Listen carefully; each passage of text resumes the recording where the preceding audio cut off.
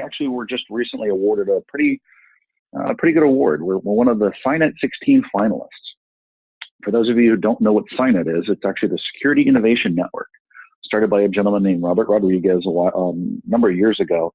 And it's really one of the premier organizations that focuses on innovation, growing the security field, and really helping both entrepreneurs, companies, and security executives find what they're looking for and find what they need. And so to be, to get through the hundreds of applicants and be awarded one of the top 16 slots is pretty good. We're very excited about that. If you're in the DC area in about 2 weeks, I think, please check it out. There's a great award show in downtown DC where our CEO will actually be accepting the award. So we're pretty excited about that one. We have other ones as well too, but this is just recent. So we wanted to let you know that we're not the only ones who think this is pretty cool stuff. So as I mentioned, we're actually on the second part of our series here. In the first part, we talked about budgeting. Now, you'll notice that we have kind of a quick recap here. I'm not going to go through it all in detail. If you want more information about it, or if you want to replay the webinar, it's going to be available. I know Anna will send it out as a link. She won't send you the whole file, so she'll send you a link to the video and audio. You can check that out. It's pretty good. I hope there's a great worksheet at the end, and that's actually something we're going to talk about now. Part of what we talked about in the first part of the series was how do you budget today, right? How do you know what to do for the organization? What I've seen over the years of doing this is I've seen a lot of companies build cybersecurity wants and needs and budgets from what they see, right? I went to RSA, Black Hat, another show, or a friend of mine is another security executive, and they told me that I should be looking at deception technologies or something else. And that's all well and good. That's really important to talk to your peers and to know what's going on in the market.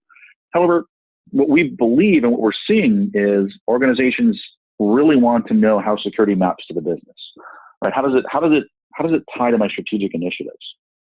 And so we recommended that you start from the top down, in that you're starting with your enterprise strategy. What are the business initiatives the organization is after? What are you actually trying to do?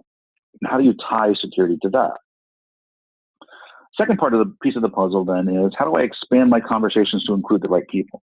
Security executives love to talk to other security executives, IT, and others. However, security cuts across so many different areas. One of the struggles in our business today is, where does the security executive report to? Is it the board? Is it IT? Is it legal? Part of the reason it's a struggle is because security cuts across just about everything in an entire organization. And so the more people you talk to, the better. I'm not saying try and talk to everybody all at once about everything, but the more you understand how security impacts the people who use the security that you're putting in place, the better, right? We want to be seen in security as enablers of business. And the final thing we talked about, and we provided this contextual example, was map it out, right? This is actually critically important because more and more I'm seeing a lot of security executives have to present what they're doing to non-security personnel who don't understand, for example, what a UEBA is, or 2FA is, or two-factor authentication, or user behavior analytics, right? People don't understand those terms outside of security. And so what they're wanting to see is they're wanting to know, well, how does that tie to what my initiatives are? How does that map to what I need to do from a business perspective this year? That linkage, that tie-in is really critical. And so we talked about, how do you map this out? How do you tie your current business initiatives? And you can see this on the example here. How do you tie, for example, if the business says, I want to grow internationally? What does that really mean? Well, that means we're going to open a couple of offices. We're going to hire some local people. We're going to grow sales. That's great. Do you understand what that risk is, and how does that map? And if you think this is not an applicable example, I'll tell you one. I had worked with a company once, and they were growing internationally, opened up an office in Southeast Asia. Actually, this example came from them. The names have been removed to protect the innocent, but it really was about, they had decided to open up and let people have access to their full corporate network. And I was like, well, hang on a second. You're hiring a subcontractor here. Do you understand what the risk of that was? And the interesting thing was, the security team did, but they had a really hard time convincing the business, because what the business saw was, wow, it's so inexpensive to hire these people. Let's get them on the network and do all this work. Yeah, well, okay, hang on a second. right? So it's a business conversation when you can put the security initiatives you want to put in place in terms of the risks that they present to the actual business goal. And so that was really what part one was about. And so now for the second part, over the next 20 minutes or so, we're going to walk through some more examples and kind of drive down a little bit deeper, especially into things like prioritization and how to actually take this and run with us. Obviously, if you have any questions along the way, please don't hesitate to ask. I know Anna's great at making sure that everything's taken care of, and she's always diligent about everything, and she'll have time for this at the end. So please don't hesitate to ask. So now I want to take it a little bit further. I want to actually walk you through a real example. Again, the names of the innocent have been protected here, but the scenario we're going to create is that you're the CISO of a manufacturing retail firm, the American Bicycle Company, right? ABC Company is in the market for a new vendor or shipping supplier. As security professionals who have been around once or twice and have kind of known what's going on, first time I hear third-party vendor or new vendor or supplier, I immediately think, uh-oh, that's a risk, right? How are we managing that? What does this actually mean to the business, but also what does this mean from a security perspective? And so again, if we can put on our business hat for a minute, let's see how this typically plays out for an organization. Like typically what happens is the organization will go in and the CEO will say something like, well, to be competitive, we're going to have to work on controlling costs in the next year, because controlling costs is a big deal, right? If I spend less money, I'm good. If I deliver faster, I'm good, right? We need to get these bicycles out to people and customers as fast as we possibly can. Great. So that's the strategic goal for the business. How do I get things out? How do I cut costs and deliver better? The CFO comes in and he says, well, okay, the quickest way to do this is to replace our current shipping partner, right? We're going to have to replace that vendor and bring on a new one. Now, that's typically how the conversation happens, right? They might bring in the business leader, they might bring in the delivery leader, maybe they'll bring in IT to have a quick conversation about this as well too. That's typically it. Security is not part of that conversation. So that's the old way of doing things. If you remember from our last webinar, we actually had a picture of the Flintstones in there, which if you're not old enough to know what that is, look it up. It's actually really kind of funny. My kids still like it. I like it as well too. But it's the old way of doing business, right? Security can't be called in afterwards. We can't be called in when somebody says, hey, by the way, there's a problem, right? That is the death knell for security writ large. And we don't want that. What we're trying to do here is equip and enable you to be able to get in front of these things.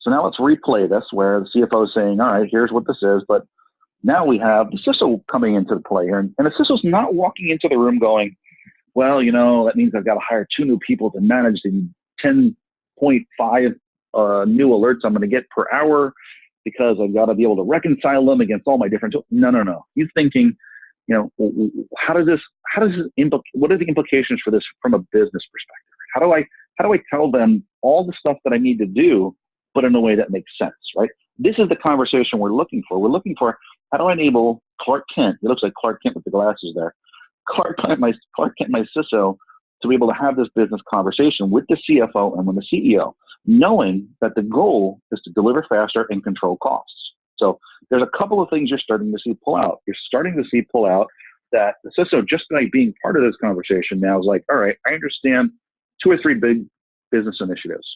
One is we want to get a new supplier, a new vendor. They've already made that decision. That's okay. 2 is we got to control costs, right? Because cost is important, right? For those of you not in the math side, profit is, what you get paid versus what you spend. That's your profit. Profit is a good thing because more profitable companies tend to do better and be around longer. We all love that. So this security executive is now starting to ask the right questions, getting engaged in the conversation. So he goes, all right, well, what would I normally do? Well, normally what I would do is I would go talk to 3 people. First of them will be the physical security guys, because the reality is we're getting a new vendor. They've already decided to get a new vendor. They put out an RFI or an RFP, a request for information or a request for proposal, and they're soliciting vendors. What does that actually mean from a physical security perspective? So he goes down and he talks to the folks in physical security. And they say, well, we get new outsiders. There's some new people coming on board, new trucks, new delivery guys. it's just a hassle because all the systems are going to change. Security guy goes, all right. So I had been thinking about maybe doing like a new two-factor authentication or maybe some new identity and access management. This could possibly fit into what their business need is, right? So he's thinking about what they need, how they would manage some of this. Then he goes and talks to his friends at IT because, security and IT go together sometimes well, sometimes not. I've seen both. I've seen organizations with security and IT who do not get along and they have to figure out basically an SLA for how to work together. And then there's some organizations who get along great. So IT goes, great, I understand we're getting a new system. Well, where is it hosted? Is it in the cloud? How does this work? How am I going to track packages?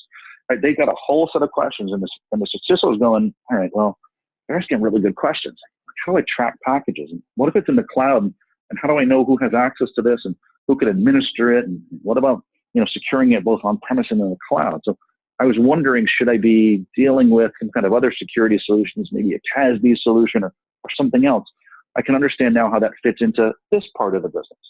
Right? So the security person is not going and leading these conversations with, this is what I'm doing from a security perspective. It's what do you think about this? What are you hearing? What are your concerns?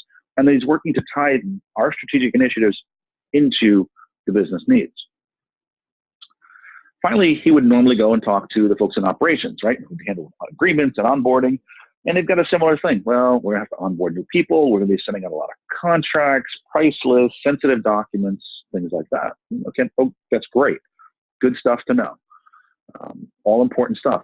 However, this is typically where the CISO would stop, right? And what we talked about in the first part of the webinar was expanding the conversations. So instead of just stopping there, the CISO should probably really go talk to the sales team.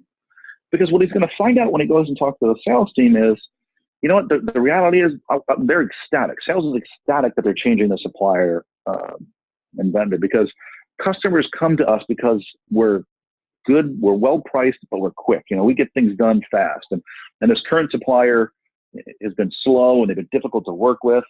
And so as long as we've got, as long as it's easy for us to order, ship, to deliver, our customers are going to continue to be happy, and that's how we grow. So by having a conversation with the sales team, now the CISO is like, I see, right? That's actually kind of really important. I challenge you out there, if you're in security, go talk to your sales team. See what they need to make money, because unless you're in government, your company sells something, and the customers that you have are critical to your future success, both in your own role and in your organization. So I highly recommend you go talk to the sales team and see what they're saying and hear what they're, hear why security matters to them or things that should matter to them. And finally, our friends at accounting, right? Look, accounting is one of my favorite groups in any organization because they make sure we get paid. And I don't know about you, I love what I do, but I like getting paid too. And so if accounting can get the money in, the rest of the company can roll. So again, go talk to them, see what they're doing, see how this new vendor could apply to them, could impact them, and how what you're doing from a security perspective can tie in. Right? This is a great statement in that security really does connect goals across the organization. What other function? I mean, security is definitely a horizontal, right? We cut across a lot of different things. And so if we're not having conversations with the right people who are impacted with us, our stakeholders for what we want to do, then it's going to impact our business goals, and nobody wins in that case. Okay, so now we've talked about this, and what I basically wanted to do was kind of outlay and show now we've got a filled out example of all the stuff we talked about doing against the various business goals, and then we'll prioritize them in a minute, but I wanted to give a chance to kind of walk through this. So you can see that one of our top business goals is to bring on that new supplier, new vendor. Now, what's interesting is that's obviously really important. We've talked about that. The CEO said it's important. The CFO said it's important. Sales said it's important. Everybody's agreeing with that. So you don't want to be the guy going, well, I don't think we should do this. But there are threats and risks to doing this. If you don't think so, go back and read the history of the Target attack. Right? The attack on Target was, how do I say this? It came in through a third-party vendor. right? It wasn't a direct attack against target. The hackers attacked or managed to get malware on one of the third-party suppliers. When the third-party supplier connected to target's network, target got in trouble. That's how that happened. So we all know that third-party risk is a big deal. How are we taking steps to prioritize that from a security perspective? How do we communicate the risk? Well, we like to communicate it across this map, right? Where we say, here's the initiative that you said, bring on the vendor. Here's the threats, right? The reality is these third-party companies could get in and could be the pathway for an attacker. They could, and oh, by the way, here's the business risk, right? This is actually really important. It's not a technical risk. No business executives wants to know that there's a vulnerability that can be exploited by Metasploit and so on and so on and so forth. They don't know it. You start talking like that, their eyes are going to gloss over. What you want to tell them is you want to say, look, the risk to the organization is that if we get hit with this cyber attack, we lose revenue, right? Because the systems will go down if it's a ransomware attack. And then we won't be able to ship orders. We're going to lose reputation because our customers are going to go elsewhere.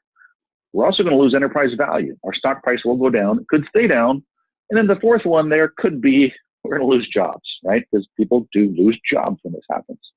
And so you're not walking into this organization, you're not walking into your boss with something that looks like this going, here's the technical risk. It's what's the risk to the business? What matters and why? And oh, by the way, here's the initiatives that I want to actually put in place. Right? I want to increase phishing training, not just for our company, but for our partners and suppliers as well too.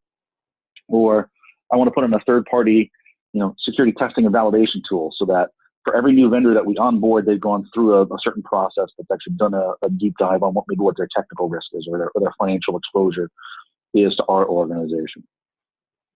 That's the conversation you want to be having. The rest of them, I'm not going to go through all of them because you can read them now or later. But I will just kind of, if you notice, we talked about reducing costs. That's at the bottom.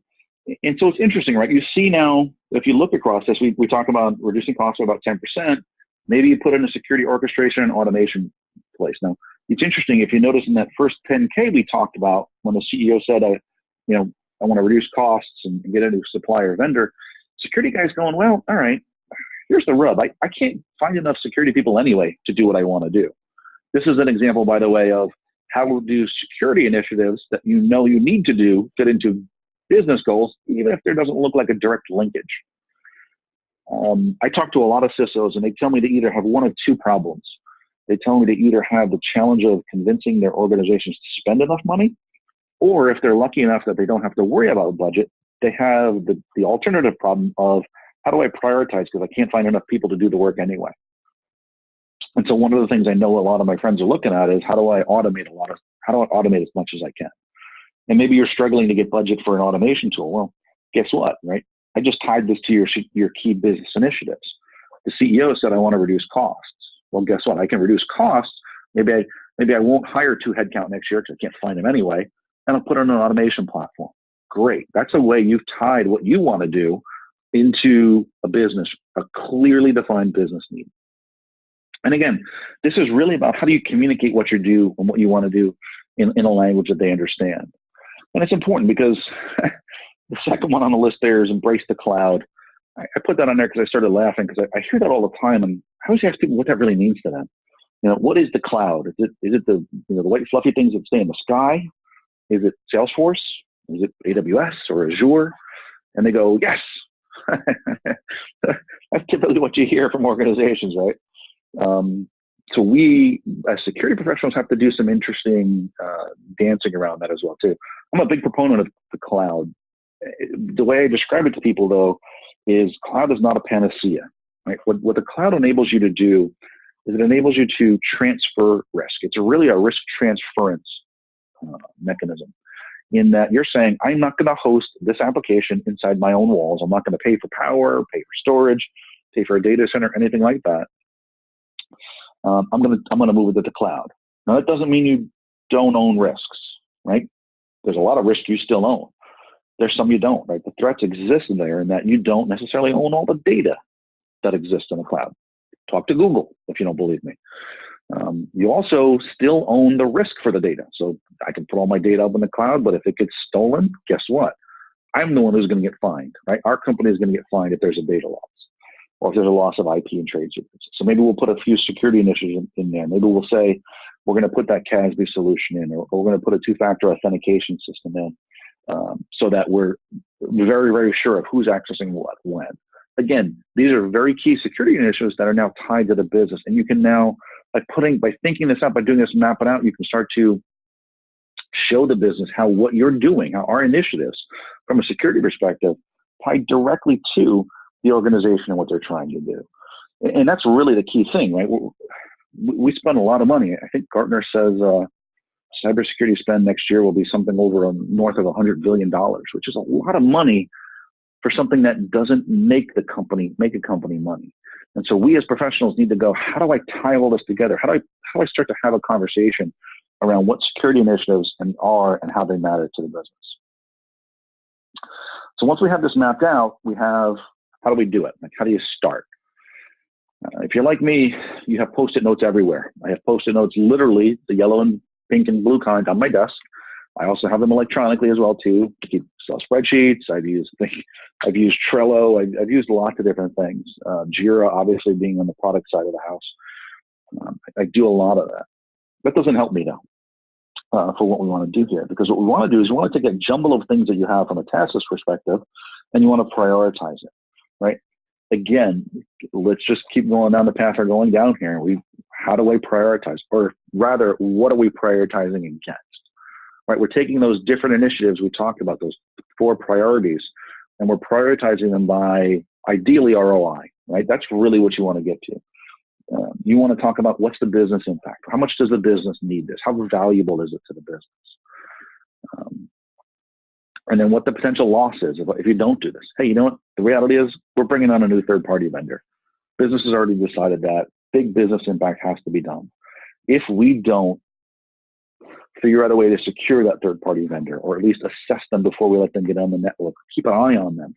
And it can be, there's lots of different ways to do that. I'm not going to go into the hows for all of those, but there are a lot of different ways to do that analysis. The risk is just too great. It's going to cost us some money though, but the ROI on it's going to be huge, because we'll take that risk, that financial risk exposure that we have, down from very high to very low, right? So there's a nice ROI on that.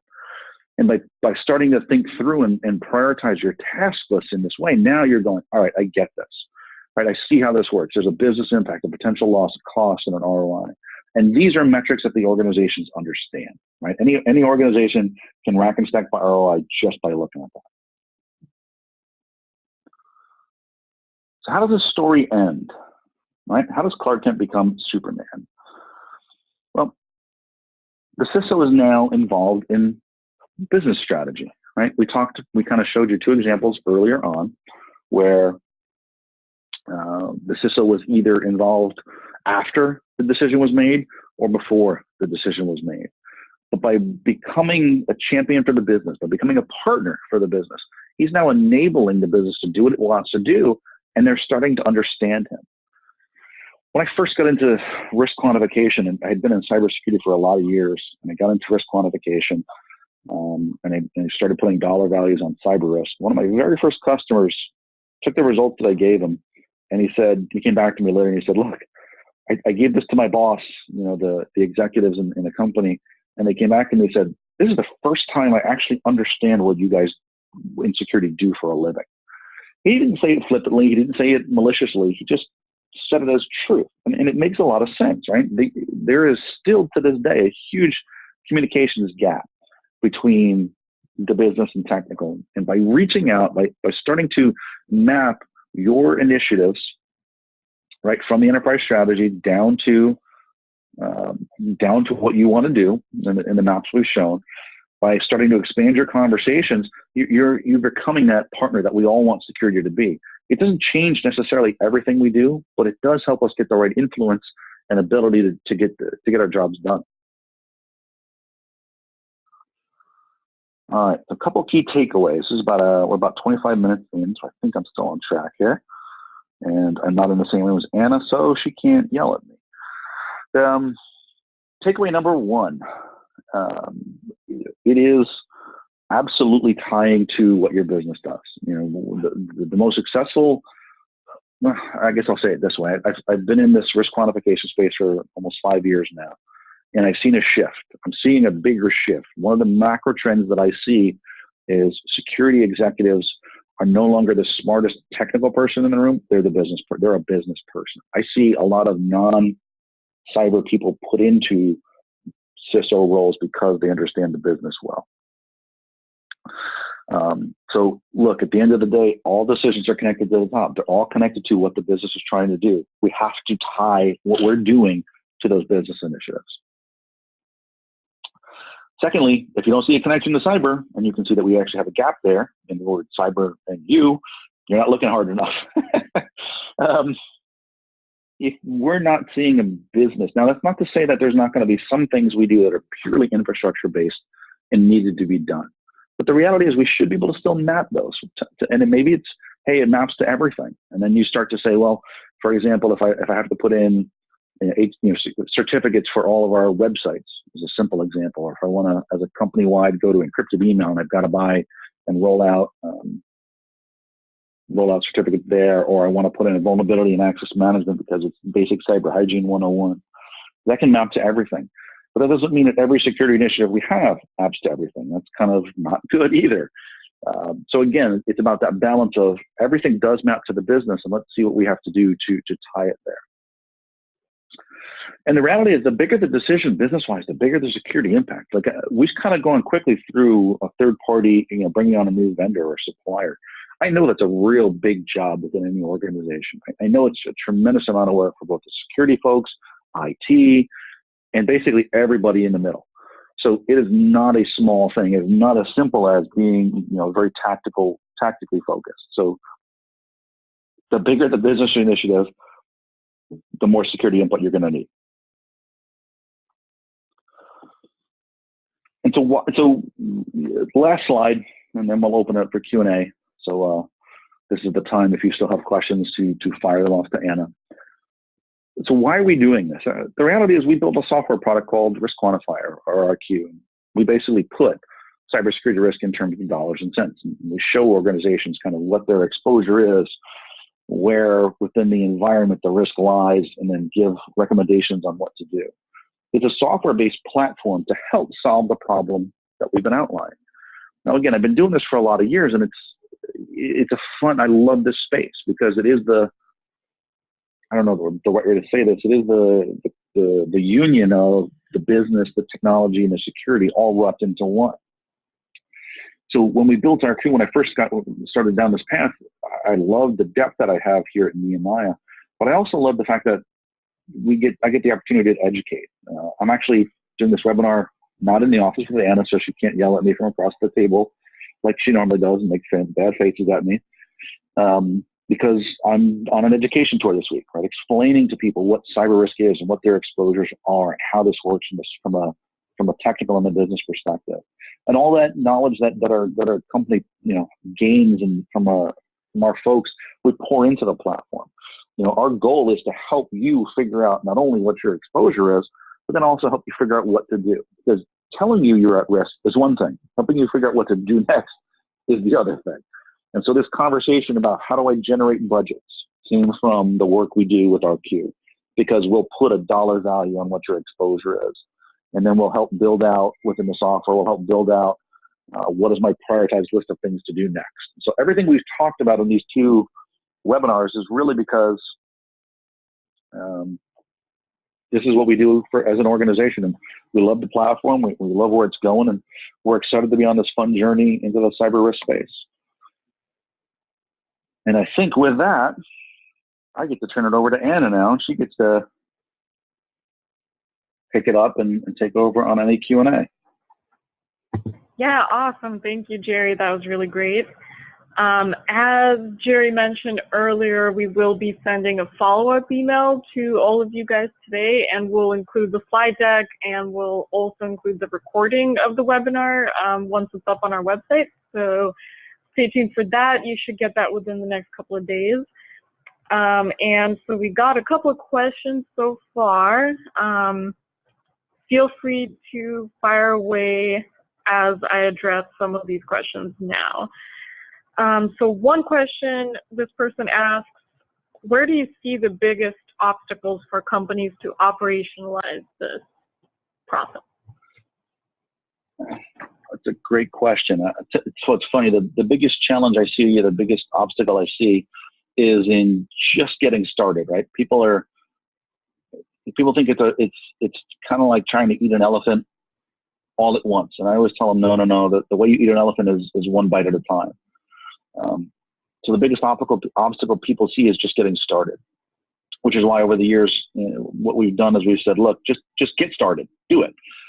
Find a part of the business that's easy to have a conversation about and go do it. It doesn't have to be the last thing you ever do. It doesn't have to be the biggest thing. It's just get started, because the reality is doing nothing is the enemy of doing something. And so getting started would be the thing I would see as the biggest obstacle. Great, that makes sense. One other question we got is, there's always some level of risk. What should I consider when deciding what an acceptable level of risk is when evaluating third-party vendors? That's a great question. And you're right. And I should have said that earlier. Thank you for that. The reality is risk is not a zero-sum game. You'll never take risk to zero. What we really will get to at the end of the day is you'll get to the point where you're having a conversation with your executives that says, what is this risk we're willing to accept? Are we willing to accept the fact that this third-party vendor we want to bring on has, no security? Do we want to force them to do something else? Do we want to make them actually change? Or are we willing to accept that level of risk? It really boils down to we kind of talked about this on the map it out slide. What's the business goal? What's the threat? And then what's that impact to the business? And then you got to rack and stack them there. You will do this, and you will find risks that you have to, as an organization, accept because you have to do business. And so the answer to that is it's going to depend a little bit on your organization and how you view risk. I've seen people accept large financial risks, and I've seen them say, you know what, the reality is I'm not going to accept any risk, which is kind of crazy. But I've seen people run the spectrum. So there is no black and white answer. It's really how does your business treat risk? Are you a high risk? Do you have a high risk threshold where maybe you can deal with more risk, so therefore maybe you spend less? Or are you the company that says, you know what, I'm going to spend more and reduce my risk? There's a gradient there that you as an organization have to get comfortable with. Perfect, thank you. How often do you recommend doing something like this process that you outlined? That's a great question. So I see people doing, ideally, to be candid, I see this as a continual process. Right? Cyber risk changes continually. Now, that doesn't mean that your organization is going to make a major shift on a daily or weekly basis, but knowing is important. So I do long-term recommend that organizations think about how do they get into a continual view of risk. For something like this, for getting started, I'd say start off at once a quarter or once a month so that you can understand kind of what your exposure is, how it applies to you, and then grow from there. That's what I would suggest, about once a month or once a quarter, depending on your appetite and threshold. All right. So I think we'll take one more question and then we'll wrap up. This was a good one. This person says, I'm already doing this. What else should I be doing in addition? So I get that a lot. People tell me they're doing a lot. And I think, first of all, congratulations. It's awesome that you're already doing this. I don't see a lot of people doing this. The thing I would ask is, well, how much are you looking at kind of what the risk is inside the organization? The next step, once you've started kind of having these conversations, is going a little deeper, is saying, all right, I've done some mapping it out. How does this risk really apply to me? Where is it realized in my environment? What business or what system or what risk am I actually dealing with? And I would suggest that you take it to the next level of detail, because you'll find, again, your company spends a lot of money on security, everything from training to people to process improvements to technology. There's a lot of ways that you can help guide and help the organization by taking what you're doing one step down, one or two levels down in terms of depth and detail, to really empower what you guys are doing even further than you are today. And really, though, congratulations. Not many organizations do this. So I think that's awesome. Definitely. All right, well, that concludes our webinar for today. As I said, stay tuned for that email with all the follow-up materials. And Jerry and I would like to thank all of you guys for joining us today. So have a good rest of your day. Thanks, everyone. Bye-bye.